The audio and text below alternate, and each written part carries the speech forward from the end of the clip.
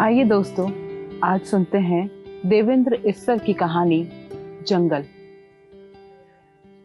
सराय में उसकी आखिरी रात थी। रात का तीसरा पहर था।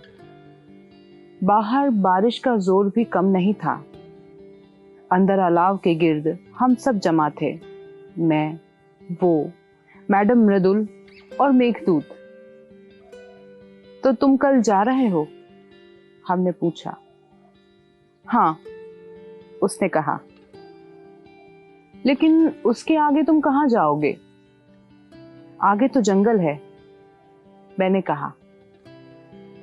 और ये सराय उस बस्ती का आखिरी ठिकाना है, मेघदूत ने कहा। शायद, वो बोला। और जो भी इस जंगल में गया लौटकर वापस नहीं आया। मैडम मृदुल बोली। लोग कहते हैं बड़ा भयानक जंगल है। कितना भयानक? उसने कहा। उससे भी ज्यादा जो मैं पीछे छोड़ आया हूं। तुम किस जंगल की बात करते हो? मेघदूत ने पूछा।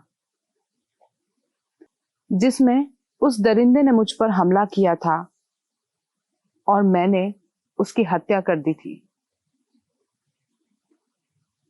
उसने हमारी तरफ चीरती हुई निगाह डाली। मेघदूत, तुम बताओ, तुम यहां क्यों आए हो? उसने मेघदूत की तरफ ऐसी निगाह डाली जैसे मेघदूत मेघदूत नहीं, कोई कागजी लिबास हो। ऐसे ही, बस यूं ही। न कोई फरार, न कोई कशिश। फरार तो है और कशिश भी, मेघदूत ने कुछ सोचते हुए कहा। ऐसा है फकीर अली, मेघदूत ने कहना शुरू किया। हम उसे फकीर अली कहते थे, हालांकि उसने अपना नाम रामसरन दुबे बताया था।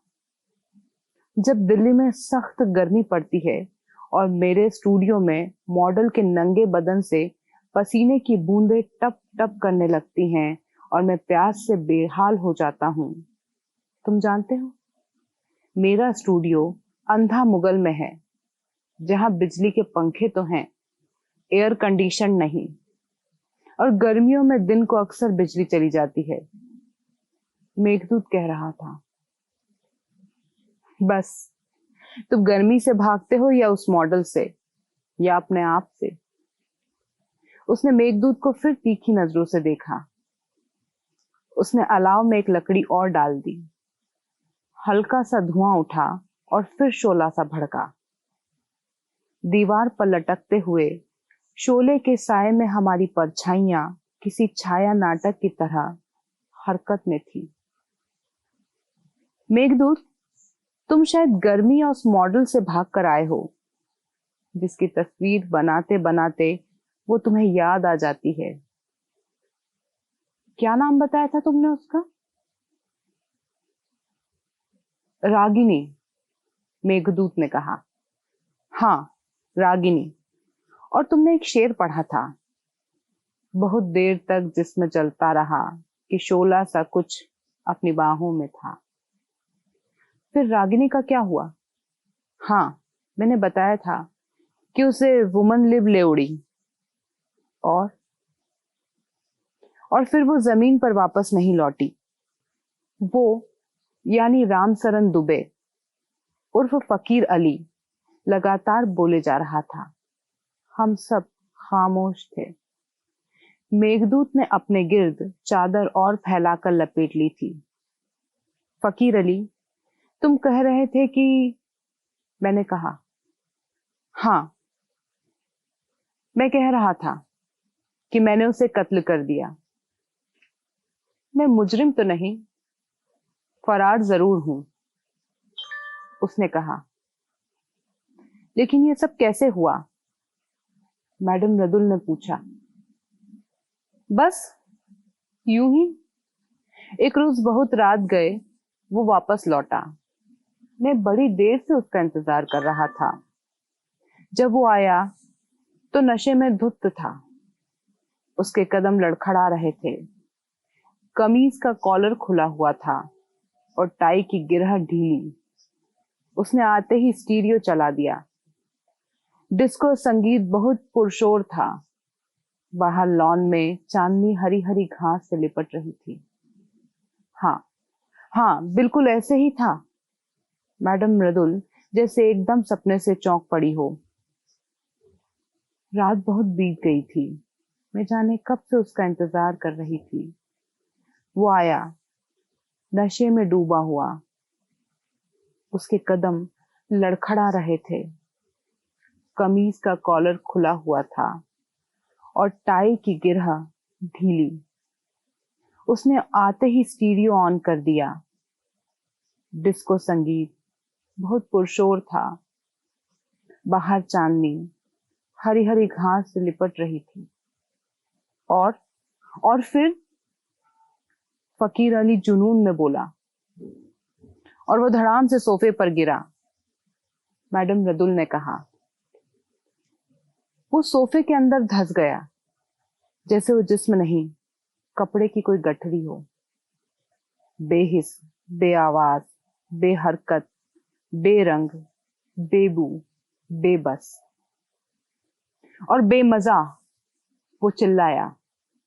हाँ, और बेमजा। मैडम रदुल ने कहा। मैंने रोशनी बुझा दी।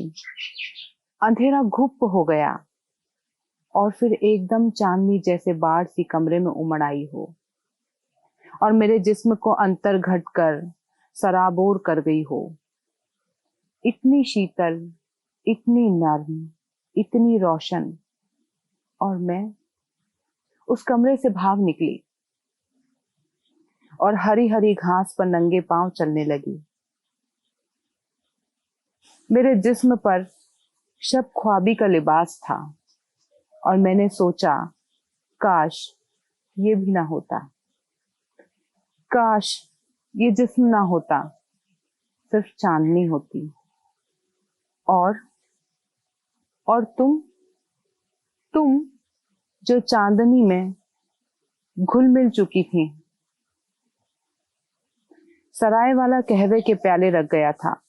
समावर में पानी डाल दिया गया था। कहवे का धुआं गालों को छूकर जिस्म के मसानों में दाखिल हो रहा था। कितनी अजीब बात है फकीरे, उसने अपने आप को मुखातिब करते हुए कहा। एक मैडम मृदुल हैं जो शीतल, नर्म और रोशन चांदनी में नहाने आई हैं, और एक मेघदूत है जो शिद्दत गर्मी का शिकार है। और तुमने मेरा नाम लिया, फकीर अली। मेघदूत जैसे नींद से चौंक कर जाग उठा। तुम कह रहे थे तुमने उस आदमी का कत्ल कर दिया। मेघदूत अभी वहीं था जहां से कहानी शुरू हुई थी। हाँ, जब भी उस घटना का जिक्र होता है तुम गोल कर जाते हो। मैंने कहा। क्यों, तुम्हें पुलिस का डर है? नहीं यार, डर किस बात का? मेरे हाथ कौन से खून से रंगे हैं? मैंने तो बस उसकी ढीली टाई को कस दिया। कुछ ज्यादा कस गई, सांस रुक गई और वो मर गया। ये भी कोई मरना हुआ? इसे तुम कत्ल कहते हो? वही जो मैडम मृदुल कहती थी, बस वही हुआ। बेहिस, बेआवाज, बेहरकत, बेरंग, बेबू, बेरस और बेमजा। हम सभी एक सुर में बोले। हाँ, और बेमजा। उसने कहना शुरू किया। मैंने अपने चारों तरफ देखा। सब sky crapper high rise building जमींदोज हो गई थी। सड़कें बिल्कुल खाली थी। फर्राटे भरती हुई मोटरों, बसों का शोर, बंद, भागते दौड़ते गिरते पड़ते लोग जैसे एकदम साकित हो गए। पंछी पहाड़ों की तरफ उड़ गए। ट्रैफिक जजीरे एक नंगी तलवार आलिफ थी। पत्थर का शहर सहरा में तब्दील हो गया था। मैंने दोनों बाहें आकाश में फैला दी और वो न आसूद ही वापस लौट आई। मैं बिल्कुल अकेला पड़ गया था। मेरा जिस्म भी शिकस्ता होकर जमीन पर आ गिरा। मैंने अपने आप को छुआ। ये मैं ही हूं ना? मुझसे मेरा नाम, मेरा चेहरा, मेरी पहचान सब छिन गई थी। और जब मैंने आंखें खोली तो देखा, मालूम है क्या देखा? वो थोड़ी देर रुक कर बोला, क्या देखा? हम सब ने एक आवाज में पूछा। मेरा जिस्म जंगल बन चुका था। उसके अंदर जंगल था और और और वो खामोश हो गया। फिर बोला, हाँ, मैंने एक दिन अखबार में पढ़ा कि अमेरिका से आए एक पुरातत्व विज्ञानी ने मध्य प्रदेश में पहाड़गढ़ की गुफाओं में मुसव्विरी के ऐसे नमूनों का पता लगाया है जो 23,000 ईसा पूर्व के बताए जाते हैं। वैष्णव मत, शिव मत, तांत्रिक विद्या, सूरज की पूजा के 8 तरीके, सब कुछ इन तस्वीरों में मौजूद है। एक ऐसी लिपि जो तस्वीर कशी का रंग लिए हुए है और जबान जिसके भेद खुलने अभी बाकी हैं। जानते हो ये गुफाएं कहाँ हैं? उस नदी के किनारे एक गांव के पास घने जंगल में, जिसके नजदीक खूंखार डाकुओं की पनाहगाहें हैं। गुफाओं के दीवारों पर चमकीले लाल, नीले, हरे, पीले, कुमुर्जी रंगों की तस्वीरें हैं। लोग कहते हैं यहाँ अदृश्य रूहें और भूत प्रेत अपने नक्श छोड़ जाते हैं, जिन्हें तुम तस्वीरें कहते हो। वो कहते हैं कि उन्होंने उनकी आवाज सुनी है। और जानते हो उन गुफाओं में इंसान कब से रह रहा था? 1,00,000 बरस ईसा पूर्व से। 1,00,000 बरस ईसा पूर्व से। हम चौंके। हाँ, 1,00,000 बरस ईसा पूर्व से। उसकी आवाज गहरी होती जा रही थी। हमने महसूस किया जैसे वो बहुत दूर से बोल रहा हो, बहुत दूर से। सदियों की दूरी से वो कह रहा था, मैं कब से सफर में हूं, एक अंतहीन यात्रा में। कई सदियों का फासला तय कर चुका हूं। मैं जंगल में पैदा हुआ था, वहीं बड़ा हुआ, जवान, खूबसूरत, हसास। वहीं मेरी मौत हुई। और जब मैंने दोबारा जन्म लिया, जवान हुआ, तो मैंने खुद एक जंगल बनाया। लेकिन ये वो जंगल नहीं था जिसमें मैं जवान, खूबसूरत, हसास हुआ था। वो जंगल था जिसमें मैं रुसिया और बेहिस हो गया और